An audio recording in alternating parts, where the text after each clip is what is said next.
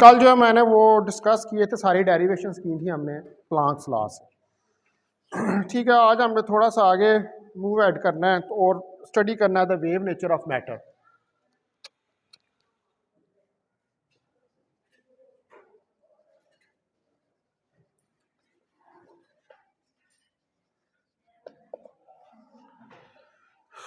तो जो wave nature of matter है, इसमें जो क्वांटम थ्योरी है इसका बेसिकली जो आगाज़ था उसमें यही दो कॉन्सेप्ट्स जो हैं उनको स्टडी किया गया था कि एक तो रेडिएशन जो है उसकी ड्यूअल नेचर होती है, और दूसरे नंबर पर जो मैटर है उसकी भी ड्यूअल नेचर होती है।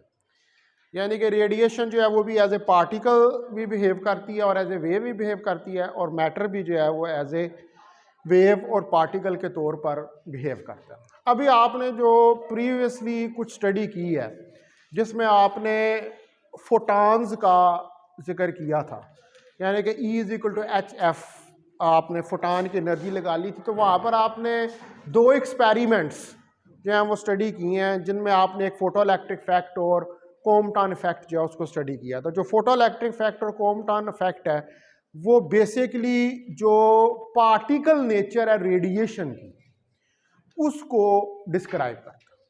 ठीक है, यहाँ पर ये एक नया कॉन्सेप्ट था उसके अंदर, क्वांटम थ्योरी ने ये एक नया कॉन्सेप्ट जो है वो इंट्रोड्यूस करवाया था कि जो रेडिएशन है वो एज ए पार्टिकल बिहेव करती है, और उसको प्रूव करने के लिए, उसको डिस्क्राइब करने के लिए ये वाले दो एक्सपेरिमेंट जो किए गए थे।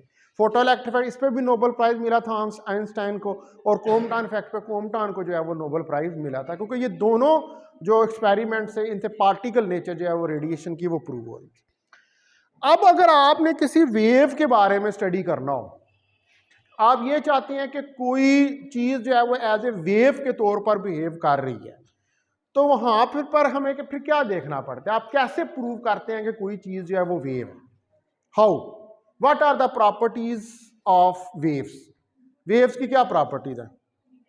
इंटरफेयर, डायरेक्ट फ्रैक्शन, पोलराइजेशन, ठीक है, रिफ्रैक्शन, रिफ्लेक्शन, ठीक है, ये सारी जो है ये क्या, ये प्रॉपर्टीज है वेव की।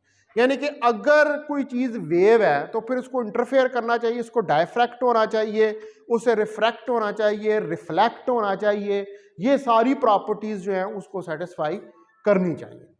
ठीक है, तो अगर हमने किसी चीज़ को वेव प्रूव करना है तो ये वाली एक्सपेरिमेंट्स जो है वो आपको करने पड़ेंगे। अब जो यहां पर हमने लिखा है कि wave nature of matter, matter की वेव नेचर, तो मैटर की वेव नेचर की जब हम बात करते हैं तो पहले नंबर पर हमारे ज़हन के अंदर जो है वो डी ब्रॉगले हाइपोथेसिस आता है। ठीक है, डी ब्रॉगले जो है उसने ये एक रेवोल्यूशनरी कॉन्सेप्ट जो है वो दिया था कि जो पार्टिकल्स होते हैं एटॉमिक डोमेन में या सब एटॉमिक लेवल के ऊपर जो पार्टिकल्स होते हैं, वो पार्टिकल्स जो है वो एज अ वेव के तौर पर भी बिहेव करते हैं। ठीक है, फिर उसने एक्सपेरिमेंट किया था, उसके बाद जीपी थॉमसन जो है उसने एक्सपेरिमेंट किया था, डेविसन और जर्मन ने एक्सपेरिमेंट किए थे, और इन एक्सपेरिमेंट्स के अंदर उन्होंने ये प्रूव किया था कि पार्टिकल्स जो है जैसे जस्ट लाइक इलेक्ट्रॉन, अब इलेक्ट्रॉन, प्रोटॉन या न्यूट्रॉन ये क्या, ये एटॉमिक डोमेन के अंदर आते हैं। तो उन्होंने ये बताया कि इलेक्ट्रॉन, न्यूट्रॉन या प्रोटॉन जो है ये वेव टाइप्स प्रॉपर्टीज जो है उनको फॉलो करते हैं। यानी कि जब double slit, young double slit experiment किया गया, ठीक है, यंग डबल स्लिट एक्सपेरिमेंट वैसे तो क्या है कि वेव को आप गुजारते हैं दो स्लिट्स में, तो वो वेव्स जो है वो इंटरफेरेंस पैटर्न जो है उसको बनाती हैं। ठीक है, इंटरफेरेंस पैटर्न जो है वो बनता है। तो ये एक्सपेरिमेंट किया गया कि जो इलेक्ट्रॉन्स हैं ये भी जब डबल स्लिट्स में से गुजरते हैं तो ये इंटरफेरेंस पैटर्न बनाते हैं। हालांकि इलेक्ट्रॉन क्या है, वो तो पार्टिकल। ठीक है, इसका मतलब है कि अगर इलेक्ट्रॉन डबल स्लिट्स में से गुजर रहा है और वेव की प्रॉपर्टी को फॉलो कर रहा है तो इसका मतलब है कि एटॉमिक लेवल पर it is behaving like a wave, ये वेव की तरह बिहेव कर रहा है। लेकिन इसके अंदर भी एक बड़ी एक अजीब सी ये चीज़ है कि जब ऑब्जर्वर जो है पार्टिकल को देखना शुरू कर देता है तो पार्टिकल एज ए पार्टिकल ही बिहेव करता है, लेकिन जब वो पार्टिकल को नहीं ऑब्जर्व कर रहा होता तो उस वक्त वो इंटरफेरेंस पैटर्न बनाता है। ठीक है, मिसाल के तौर पर आप एक्सपेरिमेंट कर रहे हैं डबल स्लिट का, ऑब्जर्वर बैठा हुआ और ऑब्जर्वर बैठ के उसको देख रहा है, तो वो जब देख रहा है तो उस वक्त पार्टिकल जो है अपनी पार्टिकल नेचर ही रखते हैं, यानी कि वो गुजरेंगे जाके स्लिट से गुजरे के जाके स्क्रीन पर टकराएंगे, तो स्क्रीन पर टकराने के बाद वो कोई इंटरफेरेंस पैटर्न शो नहीं करेंगे। लेकिन जब ऑब्जर्वर उनको नहीं देख रहा, ऑब्जर्व नहीं कर रहा, तो उस वक्त जब वो डबल स्लिट में से गुजरते हैं तो फिर वो एक इंटरफेरेंस पैटर्न बनाते हैं। ठीक है, ये वैसे बात ज़मनी होती है लेकिन ये इस तरह होता है। इसीलिए हम क्वांटम मैकेनिक्स में ये कहते हैं कि जब आप किसी चीज़ की मेजरमेंट करते हैं तो वहां पर वेव फंक्शन कोलैप्स हो जाता है, यानी कि फिर वो वेव फंक्शन क्या है, जो वेव से रिलेटेड फंक्शन है वो फंक्शन रहता ही नहीं, वो फिर वेव नहीं रहती। इसलिए हम कहते हैं कि वेव फंक्शन जो है वो कोलैप्स हो जाता है। ठीक है, तो जो एक्सपेरिमेंट्स हैं हमारे पास, in the experiments of interference, diffraction and polarization। ठीक है, तो ये जो एक्सपेरिमेंट्स हैं डायफ्रैक्शन, पोलराइजेशन और इंटरफेरेंस के,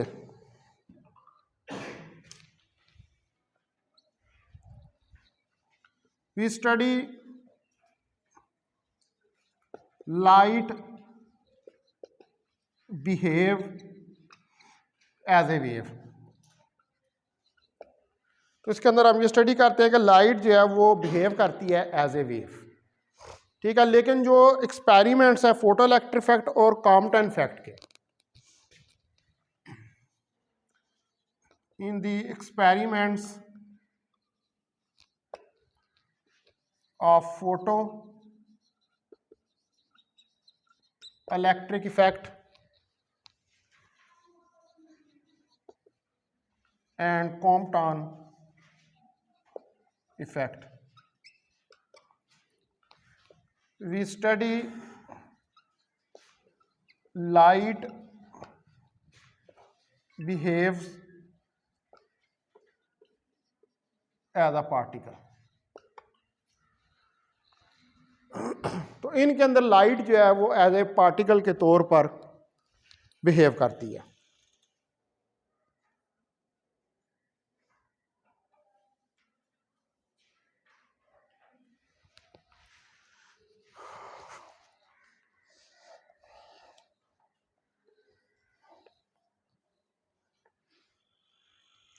तो अब यहां पर हम सेम ग्राउंड के ऊपर ये चीज स्टडी करते हैं कि जो इलेक्ट्रोमैग्नेटिक रेडिएशंस हैं वो पार्टिकल के तौर पर भी बिहेव करती हैं और मैटर जो है वो एक वेव के तौर पर भी बिहेव करता है उस वक्त जब आप माइक्रो पार्टिकल को स्टडी कर रहे हैं। ठीक है, ये बड़े पार्टिकल्स की बात नहीं हो रही, उसके अंदर ये चीज़ नहीं होती है।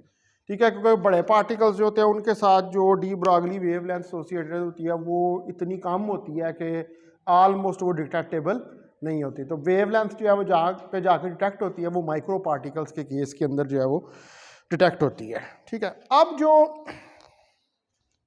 वेव बिहेवियर है पार्टिकल का,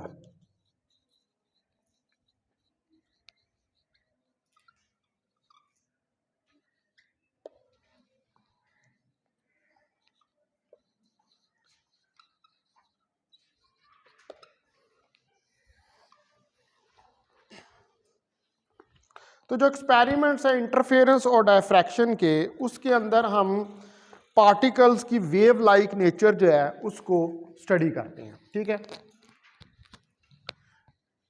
इन दी experiments of interference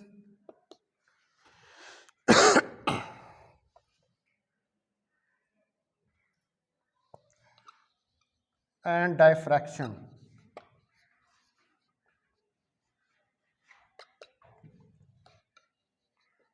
We study the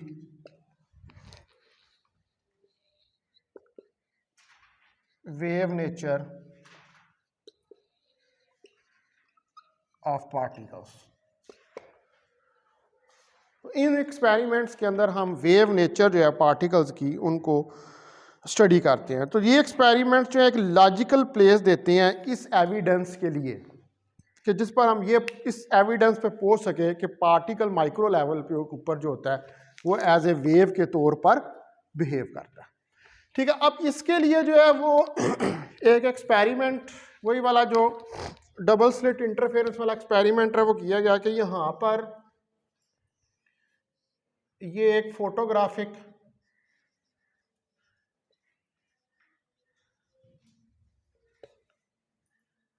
film रखी गई। ठीक है, और इस फिल्म के ऊपर उन्होंने इंटरफेरेंस पैटर्न जो है वो चेक किया कि इधर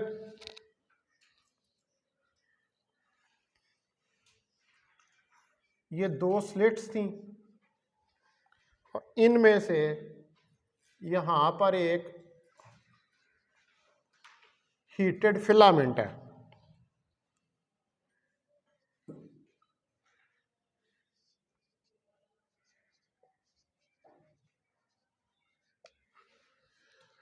ठीक है, ये एक फिलामेंट है, इसको हीटेड की बजाय इसको आप पोटेंशियल डिफरेंस दे लें 50 किलो वोल्ट का।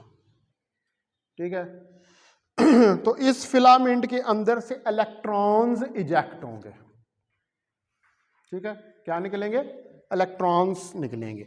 अब वो इलेक्ट्रॉन्स जो हैं वो मूव करेंगे।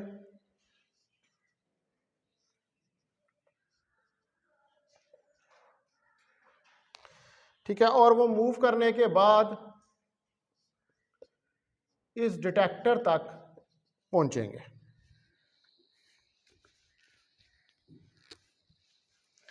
तो अब ये बेसिकली क्या है, ये डबल स्लिट इंटरफेरेंस का एक्सपेरिमेंट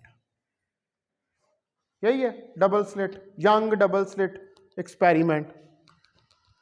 तो बेसिकली ये डबल स्लिट इंटरफेरेंस जो है ये उसका एक्सपेरिमेंट है। तो अब इसके अंदर आप देखें कि इस फिगर में अगर हम देखें तो एक बीम ऑफ इलेक्ट्रॉन है जिसको कि हमने डबल स्लिट के ऊपर फॉल करवाया है। ये फिलामेंट है, इसको पोटेंशियल डिफरेंस आपने प्रोवाइड किया। जब फिलामेंट को पोटेंशियल डिफरेंस प्रोवाइड किया तो इसके अंदर से एक बीम ऑफ इलेक्ट्रॉन जो है वो जनरेट हुई, एक बीम ऑफ इलेक्ट्रॉन जो है वो निकली, और वो बीम ऑफ इलेक्ट्रॉन जो है वो फॉल उसने किया इन इस डबल स्लिट्स के ऊपर, और डबल स्लिट के ऊपर फॉल करने के बाद वो जो नंबर ऑफ इलेक्ट्रॉन्स हैं वो गुजर के तो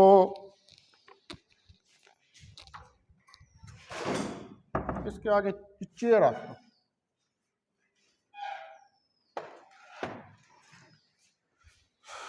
ठीक है, तो वो नंबर ऑफ इलेक्ट्रॉन्स जो हैं वो इससे गुजर के डिटेक्टर पे ऑब्जर्व हुए।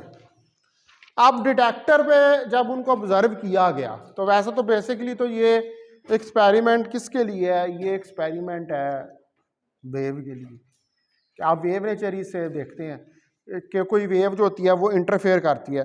तो जब ये इलेक्ट्रॉन जो हैं वो डबल स्लिट से पास हुए और इन्होंने स्ट्राइक किया इस फ्लोरोसेंट स्क्रीन को, ठीक है, फ्लोरोसेंट का मतलब होता है चमकना, ठीक है, फ्लोरोसेंट या टीवी लाइट स्क्रीन के ऊपर, तो एक डायफ्रैक्शन पैटर्न जो है वो आपको मिला। ठीक है, यानी कि जो इस डिटेक्टर पे ऑब्जर्वेशन हुई कि जब ये इलेक्ट्रॉन यहाँ से निकल के इसके ऊपर फॉल हुए तो एक डायफ्रैक्शन पैटर्न जो है वो मिला। तो इसका मतलब है कि अगर स्क्रीन के ऊपर आपको डायफ्रैक्शन पैटर्न मिल रहा है तो जो एनालिसिस इस पैटर्न के वो क्योंकि जो डायफ्रैक्शन होती है actually that is the limiting case of the interference. Diffraction भी इंटरफेरेंस की वजह से ही होती है, ठीक है। जब पार्टिकल्स इंटरफेयर करते हैं तो वो डायफ्रैक्ट भी होते हैं। डायफ्रैक्ट अब क्यों हो रहे हैं? तो जारी बात है कि ये स्लिट्स जो हैं इनका डायामीटर जो है that is comparable with the wavelength which is associated with the electrons. Diffraction क्या होती है, कब होती है? तब भी होती है ना कि जो अपर्चर होता है या डायामीटर होता है उसके साथ, यानी जिसके अंदर से वेव ने गुजरना है, वेव की वेव लेंथ उसके कंपेरेबल हो, तो तब भी आप डायफ्रैक्शन के इफेक्ट्स जो है उनको ऑब्जर्व कर सकते हैं। और डायफ्रैक्शन के इफेक्ट्स भी जब आप ऑब्जर्व करते हैं तो ऑब्वियसली उसमें भी आपको फ्रिंजेस नजर आती हैं नजर, डार्क और ब्राइट फ्रिंजेस नजर आती हैं डायफ्रैक्शन पैटर्न के अंदर भी, ठीक है। तो ये अब जो इलेक्ट्रॉन्स हैं यहां से गुजरने के बाद एक डायफ्रैक्शन पैटर्न जो है वो बना रहे हैं इस स्क्रीन के ऊपर। तो इसका मतलब है कि इलेक्ट्रॉन्स जो हैं वो क्या शो कर रहे हैं? They are showing interference phenomena, ठीक है। The electrons are showing interference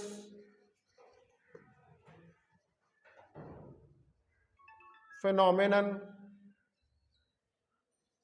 on the screen। तो इलेक्ट्रॉन जो है वो एक इंटरफेरेंस फिनोमेना जो है वो स्क्रीन पर शो कर रहे हैं, लिहाजा they are showing wave like nature. So the electrons are showing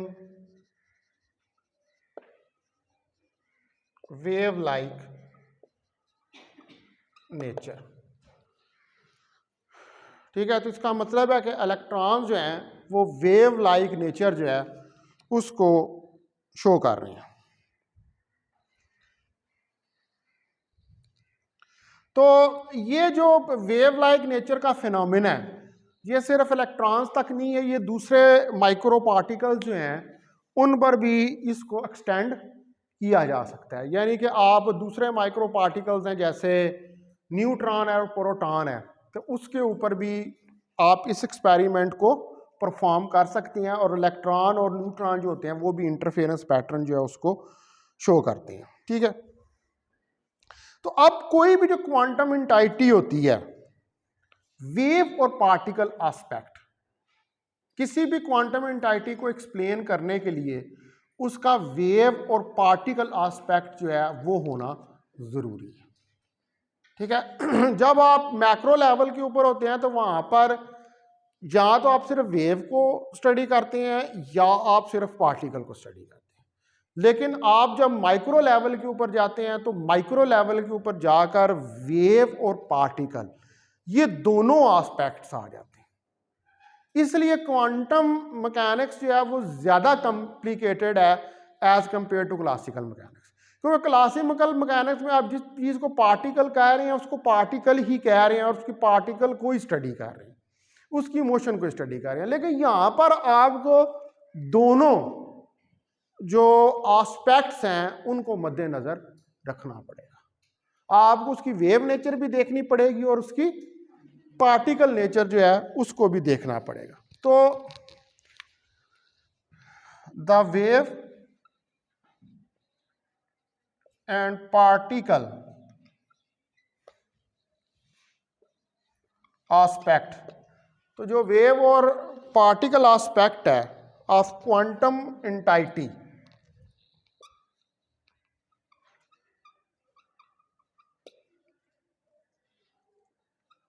किसी भी क्वांटम इंटाइटी के लिए, ठीक है, कोई भी जो क्वांटम इंटाइटी है उसके लिए ये दोनों नेसेसरी हैं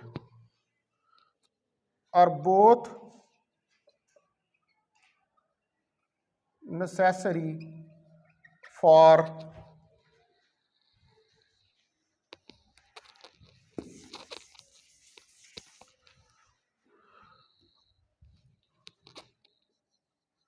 the complete description complete description जो है उसके लिए, यानी कि क्वांटम लेवल के ऊपर आप सिर्फ एक अकेले वेव एस्पेक्ट को या पार्टिकल एस्पेक्ट जो है उसको लेके नहीं चल सकते, दोनों एस्पेक्ट्स जो हैं वो आपको देखने पड़ते हैं।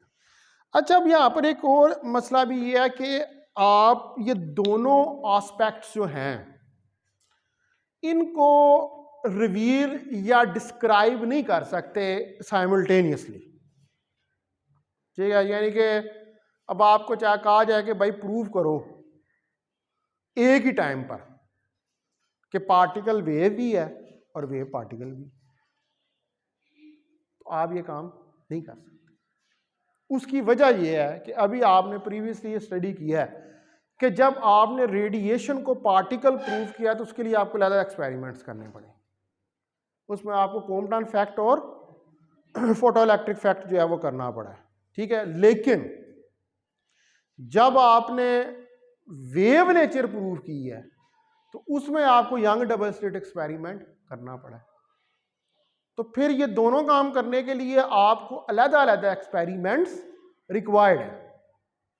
आप सिंगल एक एक्सपेरिमेंट में, कहने का मतलब ये है कि सिंगल एक एक्सपेरिमेंट के अंदर वी कांट डिस्क्राइब कि वेव है या particle.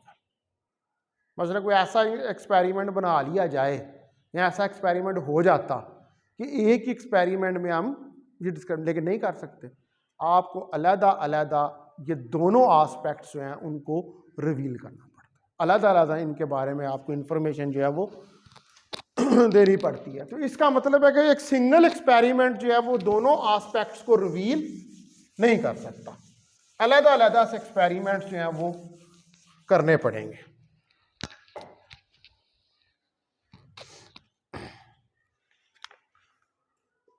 To show the wave nature of particles, अगर आप वेव नेचर शो करना चाहते हैं पार्टिकल्स की,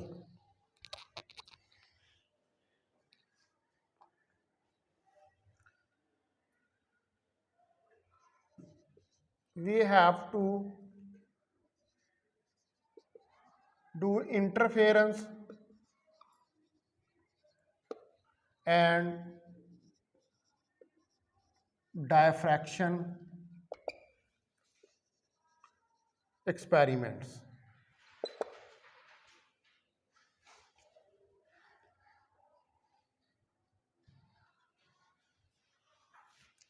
For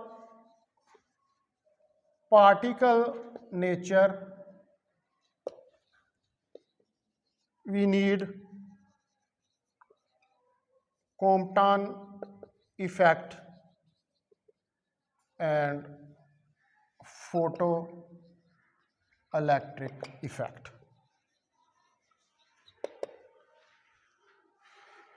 ठीक है जी।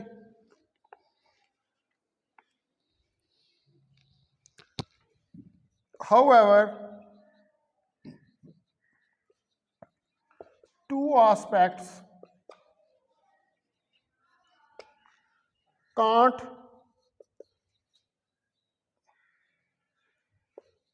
be described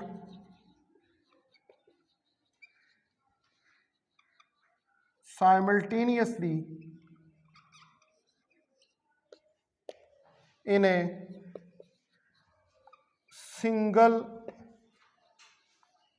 experiment, लेकिन आप इनको सिंगल एक्सपेरिमेंट के अंदर इनको डिस्क्राइब नहीं कर सकते, इनको रिवील नहीं कर सकते।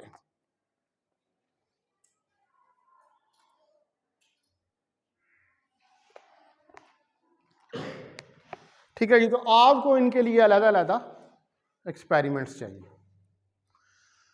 अब जब हम क्वांटम मैकेनिक्स को देखते हैं तो क्वांटम मैकेनिक्स में जब पार्टिकल मूव करता है एक पॉइंट से दूसरे पॉइंट की तरफ, ठीक है, तो अब ये पार्टिकल जब एक पॉइंट से दूसरे पॉइंट की तरफ जा रहा है तो हम ये कंसिडर करते हैं कि इसके साथ एक वेव एसोसिएटेड, और ये पार्टिकल जिस रीजन के अंदर मूव कर रहा है, ठीक है, वेव एसोसिएटेड है और जिस रीजन के अंदर मूव कर रहा है वहां पर इस पार्टिकल के पाए जाने की equal probabilities,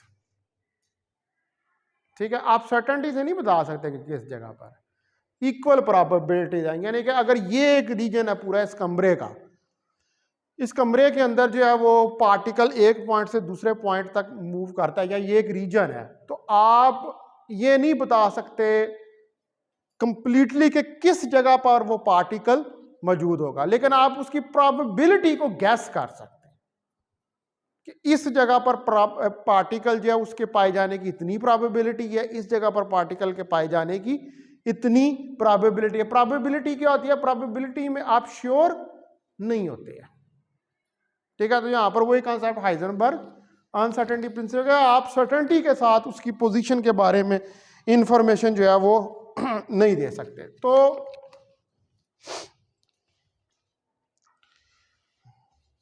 in the light of quantum mechanics, तो जब हम क्वांटम मैकेनिक्स की बात करते हैं तो when the particle moves from one point to another point,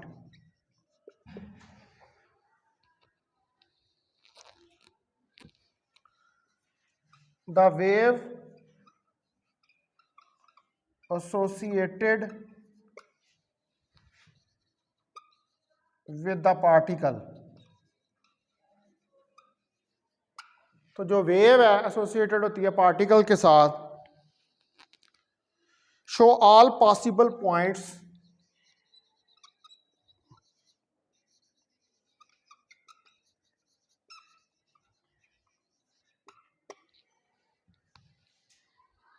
with equal probability।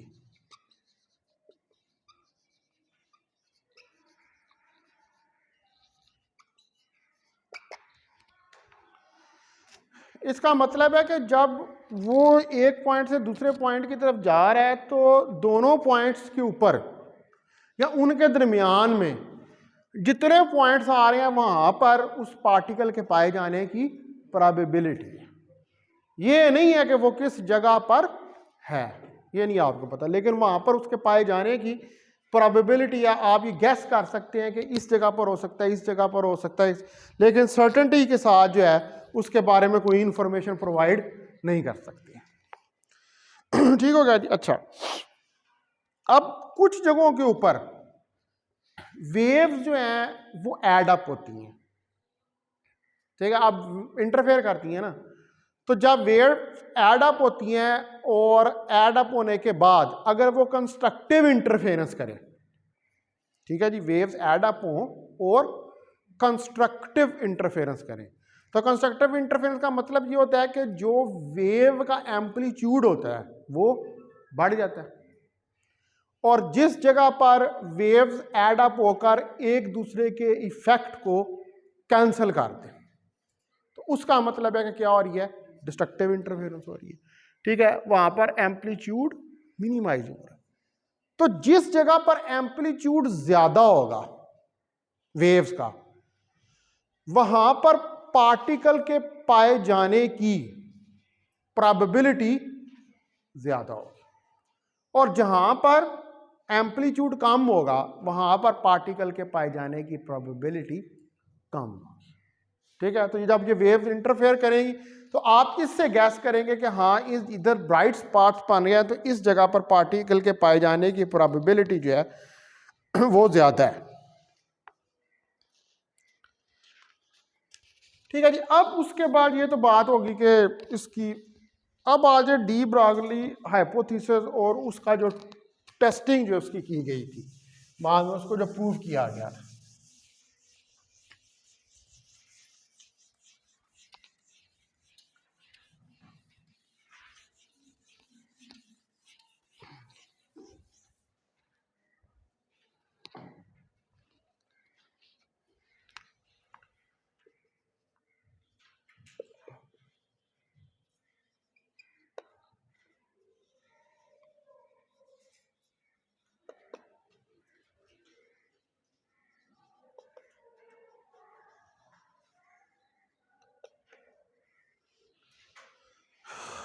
तो डी ब्रागले हाइपोथेसिस और इसकी टेस्टिंग, तो 1924 के अंदर डी ब्रागले जो उसने ये सजेस्ट किया था कि जो इलेक्ट्रोमैग्नेटिक वेव्स हैं वो शो करती हैं पार्टिकल नेचर को, ठीक है। तो इसका मतलब है कि फिर इस अजम्पशन के तहत पार्टिकल्स जो हैं वो भी वेव नेचर को डिस्क्राइब कर सकते हैं।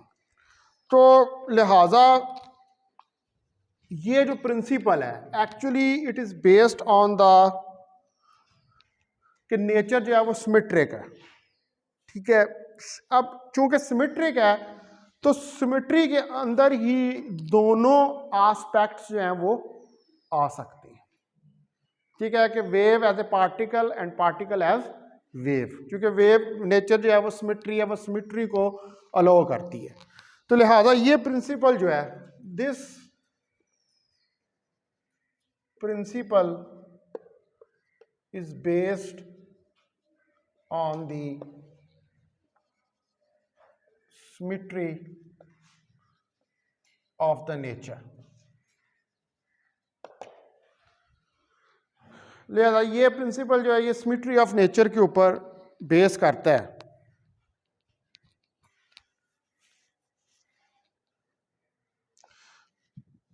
तो इसका मतलब है कि जो मटेरियल पार्टिकल्स हैं, 10 material particles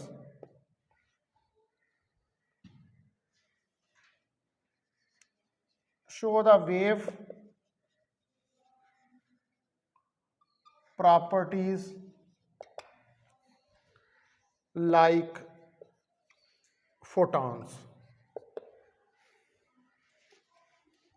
ठीक है। तो जिस तरह फोटॉन्स भी शो करते हैं वेव प्रॉपर्टीज, इस तरह मटेरियल पार्टिकल्स भी करते हैं। तो अकॉर्डिंग टू डी ब्रागले हाइपोथेसिस जो वेव लेंथ होती है एसोसिएटेड हर मूविंग पार्टिकल के साथ, lambda is a wave length which is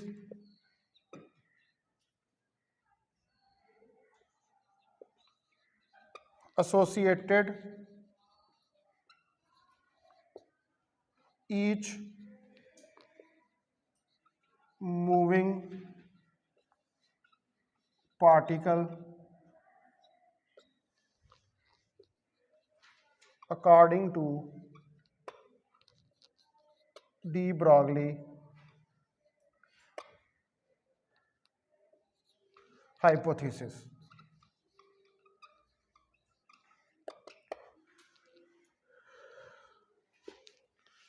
ठीक है। तो जो डी ब्रागली हाइपोथेसिस है उसके मुताबिक कोई भी जो मूविंग पार्टिकल है माइक्रो लेवल के ऊपर, उसके साथ एक वेव लेंथ जो है वो एसोसिएट होगी लैम्डा। क्योंकि आप वेव को जब वेव मूव कर रही होती है तो किस तरह उसकी पोजीशन को लोकेट करते हैं, with the help of its wave length, ठीक है। उस दिन पता नहीं उसने वेव लेंथ का भी पूछा था किसी से कि वेव लेंथ क्या होती है, तो वो वेव लेंथ का भी नहीं था पता कि वेव लेंथ क्या होती है। अब मुझे याद नहीं रहा किससे पूछा था, उसने कहा कि जी वेव लेंथ को डिफाइन कर दें, तो नहीं पता था कि वेव लेंथ वैसे क्या होती है वेव लेंथ। हाँ ये उस दिन वो किसी को नहीं था पता, मुझे याद नहीं है किसको नहीं था, पर नहीं था पता कि वेव लेंथ क्या होती है। तो जब हमें वेव लेंथ का नहीं पता तो फिर हमारा अल्लाह ही मालूम, ठीक है। बहरहाल हर एक के साथ जो है वो वेव लेंथ जो है वो एसोसिएटेड होती है। अच्छा, अब जो एनर्जी है किसी भी रेडिएशन की फोटॉन की, वो आपको पता है कि E is equal to h f के बराबर होती है, ठीक है। और यहां पर C जो है वो एफ लैम्डा के बराबर होता है, ये पढ़ा हुआ है आपने, V is equal to f lambda. अगर वेलोसिटी ऑफ लाइट हो तो C is equal to f lambda.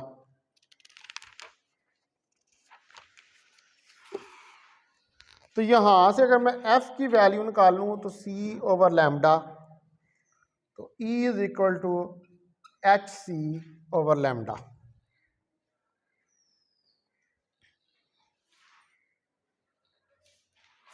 अब ये जो इक्वेशन है ये वाली, इसमें यहां पर आपको कोई इंटेंसिटी नजर आ रही है इस इक्वेशन के अंदर? क्या इसका तल्लुक कहीं से इंटेंसिटी के साथ है? उस दिन हमने बनाया है तल्लुक इसका इंटेंसिटी के साथ, है इसका तल्लुक इंटेंसिटी, इसका इंटेंसिटी के साथ तल्लुक। उस दिन उसने ये पूछा कि E equal to h f है, तो मैं उससे पहले फोटो इलेक्ट्रिक इफेक्ट पढ़ा के पागल हो चुका था। तो कह रहे हैं कि हाँ जी इसका इंटेंसिटी के साथ तल्लुक है। वो ये पूछ रहा था कि अगर आप इंटेंसिटी को इंक्रीज करेंगे तो क्या उसकी एनर्जी पे कोई फर्क पड़ेगा? नहीं पड़ेगा। लेकिन उस दिन तो हमें ये याद नहीं था। उस दिन हम कह रहे थे आज ही पड़ेगा, आप इंटेंसिटी, हम सारी क्लासिकल थ्योरी जो है वो वहां पर डिस्क्राइब कर रहे थे, पड़ेगा, फर्क पड़ेगा। हमें जबरदस्ती हमने आइंस्टाइन की रूह तड़पती रही है, उस दिन उछलती रही है। ठीक है, मैं कहा हाँ जी बात तो होता है इसका इंटेंसिटी। मैं बता के छाक गया हूं कि भाई फोटो इलेक्ट्रिक इफेक्ट के अंदर ये फ्लाज होते हैं, लेकिन पता नहीं अल्लाह पता पढ़ते ही नहीं है। यहाँ पर सीरियल है, नहीं तुमने तो बोला था ना, तुम तो एक छोड़ दो ना, तो बाकी जो है वहां क्या कर रहे थे? तुम्हारे से मैं बात ही नहीं कर रहा। ठीक है, जिनके सामने मेरे वो पूछ रहा था, मुझे वो शर्म आ रही थी कि मैंने अभी इनको 2 दिन पहले जो है मैंने फोटो इलेक्ट्रिक इफेक्ट पढ़ाया। ठीक है, तो मैं इसीलिए कह रहा हूं कि प्लीज काइंडली इसको गौर से देख लें कि इसके अंदर किसी जगह पर इंटेंसिटी नहीं है। प्लीज खुदा के लिए, ये एनर्जी जब आप इक्वेशन को कम से कम इतनी तो कॉमन सेंस अपने अंदर पैदा करो ना कि आप जब इक्वेशन को देखें तो इक्वेशन को देख के पता चले कि भाई इसके अंदर कौन से पैरामीटर्स, क्या एनर्जी है, एच प्लांक कांस्टेंट है, एफ फ्रीक्वेंसी है, तो कहां पर यहां पर इंटेंसिटी आ रही है? यहां पर इसका तो इंटेंसिटी के साथ कोई तल्लक है ही नहीं है। और ये कौन आ रहा है? आ जाओ सर, आ जाओ,